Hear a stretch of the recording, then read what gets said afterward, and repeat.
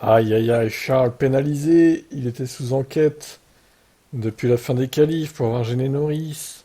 Il va être pénalisé de 3 places au final. J'ai expliqué en quelle situation je me suis retrouvé, j'ai essayé de faire de mon mieux de rester le plus sur la gauche. Après, sous le tunnel, c'est compliqué, il n'y a pas vraiment de bonne place où se mettre. Dans le détail, voici comment les commissaires ont justifié la pénalité. Les deux pilotes ont convenu que Leclerc ne pouvait pas faire grand-chose en toute sécurité dans le tunnel. Norris étant donné la... Pour éviter de gêner Norris, pardon. Étant donné la difficulté dans la vision due à la lumière entrant et sortant du tunnel, le changement de trajectoire d'un côté et de l'autre du tunnel. En fait, les commissaires ont observé que Leclerc a réagi de manière sensée à un drapeau bleu déployé par les commissaires, mais à ce stade, il était trop tard. Cependant, les commissaires ont examiné la radio de l'équipe, et l'équipe de Leclerc ne l'a pas averti de l'approche de Norris, jusqu'à ce que ce dernier soit déjà directement derrière lui.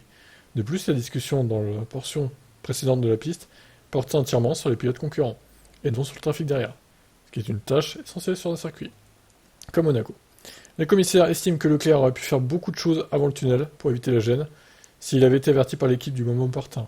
Putain, mais Ferrari encore, pourquoi vous l'avez pas averti? Ah, des clowns, vraiment des clowns, hein. De plus en plus, hein. Surtout si on considère que l'approche de Norris était claire sur le système de signalisation. Par conséquent, les commissaires considèrent que ce blocage n'était pas justifié.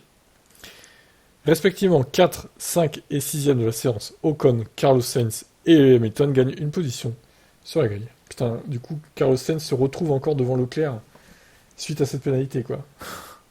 Alors qu'il ne mérite pas du tout d'être devant lui, hein. Aïe aïe aïe, bon, bah, Charles, hein, la poisse à Monaco continue, en espérant qu'il termine une bonne place quand même demain, qu'il abandonne pas, déjà, ce sera ça. De gagner, mais bon, c'est mal parti quand même en partant si loin, hein.